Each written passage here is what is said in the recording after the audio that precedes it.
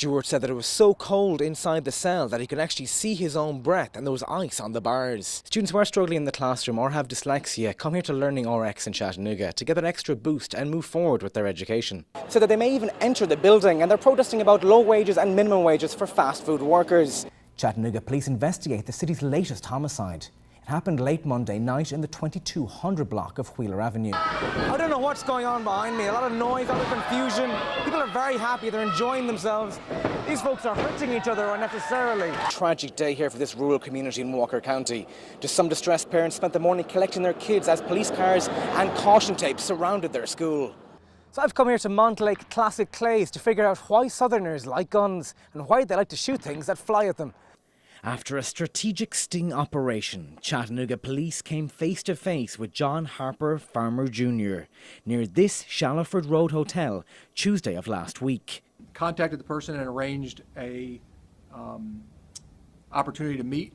The person violated the code of human trafficking and he was arrested for that violation. The undercover officers had offered Harper Farmer Jr. $400 in cash for the sexual act. He arrived with 2 underage girls and a third female in his car. Isolated incidents, and we want to make sure that everybody who is responsible for this offense and this danger to our community is held accountable, and that's why a very thorough and very well-protected investigation. John Harper Jr. has more than a dozen charges going back more than 20 years to the 1990s, and they include aggravated assault, burglary, theft and impersonation. He was using escorting websites like Backpage.com to advertise the girls and is now facing a felony charge of trafficking for a commercial sex act.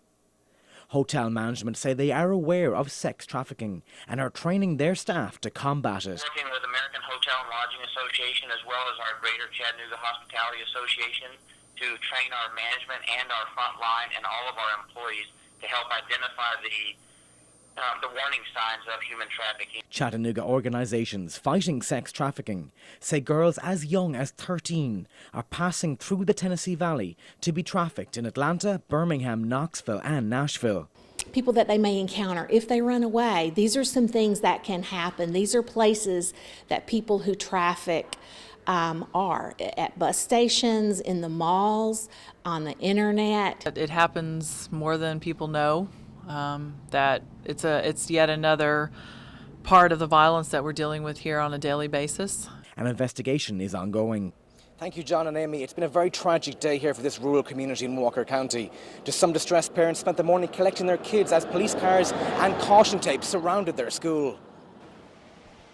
Oh, Father God, it is times like this that we become keenly aware of our weakness, keenly aware of our lack of understanding. A shocked and torn school community spent the day praying and consoling each other as a 6-year-old boy was hit by the school bus that carried him to Chattanooga Valley Elementary. The child died immediately. According to Georgia law, I'm transporting the child to the GBI in Atlanta for an autopsy, forthcoming that report. Parents rushed to take their children home when news of the tragedy spread. The school took extra precautions for those students who remained in class. Cover the windows of the cafeteria just in case we had to go through with a normal lunch, and that would keep the students from looking out the window.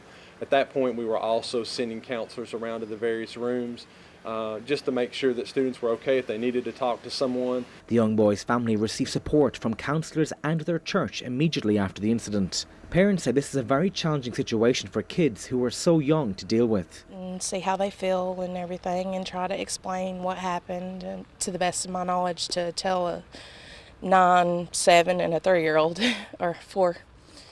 But yeah, we'll talk about it. A bus number and names of both the driver and the victim have not been released for privacy purposes. Open today, but on a soft lockdown. This is where the kids remain in their classes except for toilet breaks. Counsellors and therapy dogs will be on hand for the rest of the week as the staff and students cope. Now, Sheriff Wilson did say this is the first incident like this in the 17.5 years he's been in office here.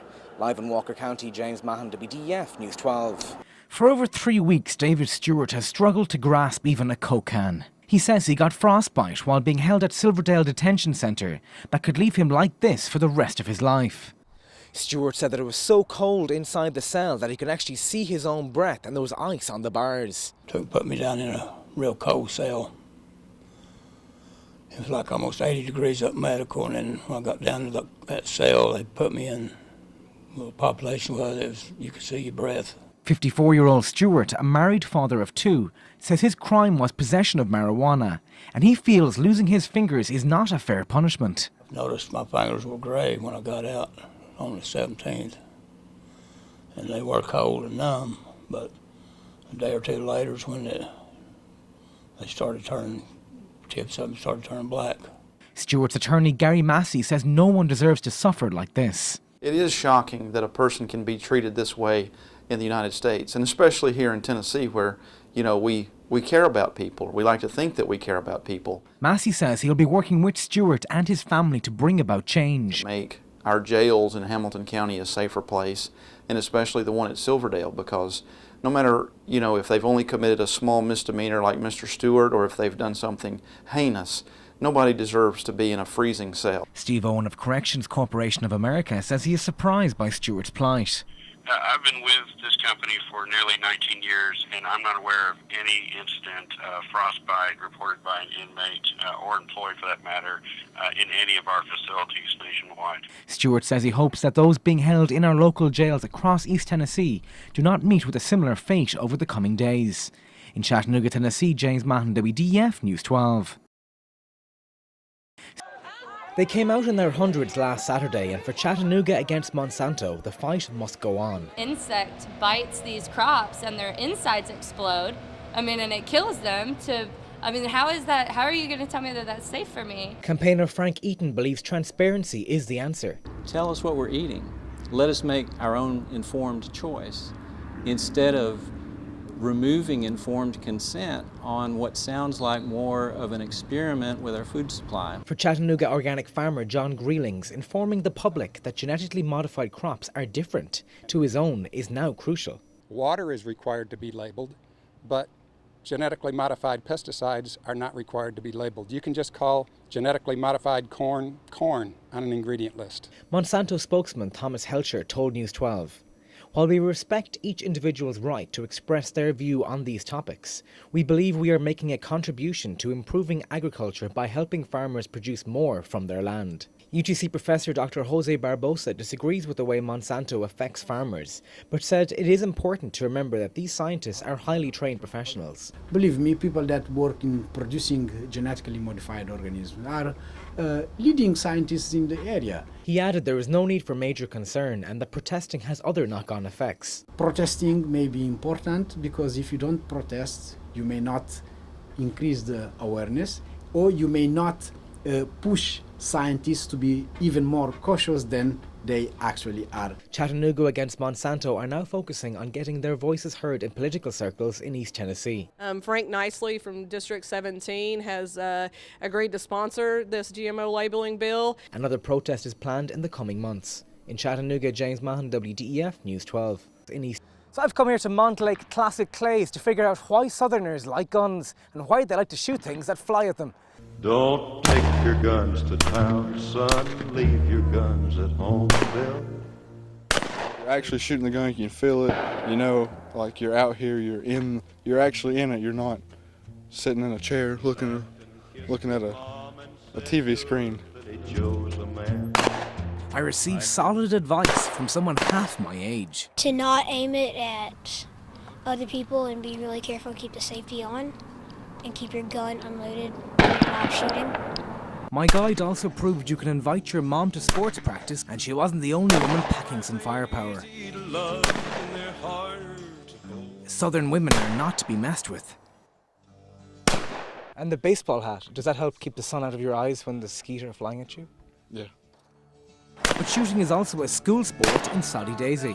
The Saudi team took the regionals here last year, took first place, went to the state competition. They'll be doing the same this year, but they took the state competition in 2012, and they're probably going to do the same thing this year. I shot the sheriff. My girlfriend and I shoot quite regularly. It helps her learn to listen, and that's always a good thing. So if a kid born in the 2000s can hit these flying orange things, so can I. So 1 out of 6 is still a good return. I'm probably talking very loudly right now. Right. Because I don't know how loud I'm talking because I can't hear. Why did you make me push my mouth onto the gun? Well, basically, we want to make sure you soak up the recoil in your shoulder and not in your jaw, your face, okay? So when you actually mount the gun, the recoil pad or actual butt plate's in your shoulder, which is a pocket. There are other fun things to do at shooting ranges. Say the main colors are red and yellow. Okay. I think I'll stick to climbing Shell Mountains, as maybe the gun thing ain't for me. I shot the shell.